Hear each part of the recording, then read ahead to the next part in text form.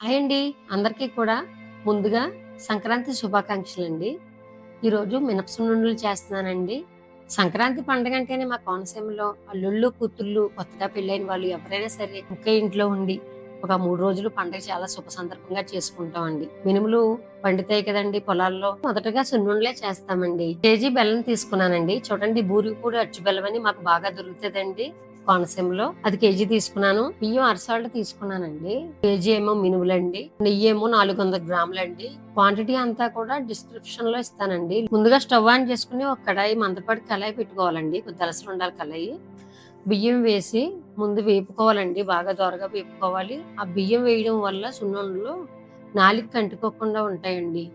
చక్కగా తింటుంటే అలాగా అది చూసారా ఎంత దోరగా వేపుకున్నానో. చాలా కమ్మదనం వస్తాయండి. నాలుకకి కూడా అంటుకోవండి. మినప సున్నుండలు మినపపిండి ఆడించిన వెంటనే కొంచెం తినేటప్పుడు నాలుకకి అంటుకున్నట్టు ఉంటదండి. అందువల్ల అలాగా బియ్యం వేసుకుంటే చాలా బావుంటదండి. మినుములు వేసి చక్కగా వేయిస్తున్నానండి. స్లోలోనే పెట్టుకోవాలండి. స్టవ్ మాత్రం స్లోలో పెట్టుకొని వేపుకోవాలండి. ఎందుకంటే చూసారా ఒకటి తీసుకొని చూపిస్తున్నాను. ఫస్ట్ వేగలేదండి. చూసారా ఇంకా వేగాలి. ఇప్పుడు మరీ వేపానండి. చూడండి మళ్ళీ చూపిస్తున్నాను. చూడండి కలర్ కూడా చేంజ్ అయింది. బద్ద యొక్క కలర్ కూడాని. అలా రావాలండి. లోపల ఎరుపు రావాలి. చూడండి. ఇప్పుడు ఆ మినుములు, రైసు కూడా చక్కగా కలుపుకొని ఇదిగోండి బెల్లం కూడా పౌడర్ చేసుకున్నాను. మెత్తగాని మిక్సీ కూడా చేసుకోవాలండి. అవసరమైతే మిక్సీ పట్టుకోవాలండి. నెయ్యి కూడా వేడి చేశాను. మినుములు మిల్లుకి పంపించానండి. పిండి వచ్చింది.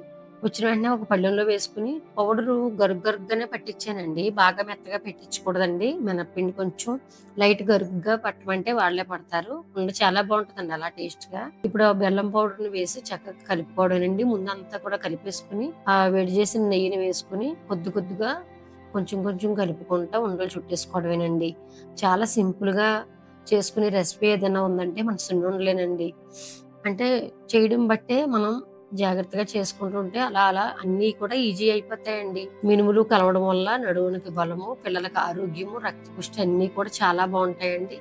రోజుకొకటి పిల్లలకి పెడుతుంటే చాలా ఆరోగ్యంగా ఉంటారండి. నెయ్యి అన్నీ సరిపోయండి. చూసారా ఎంత బావుందో?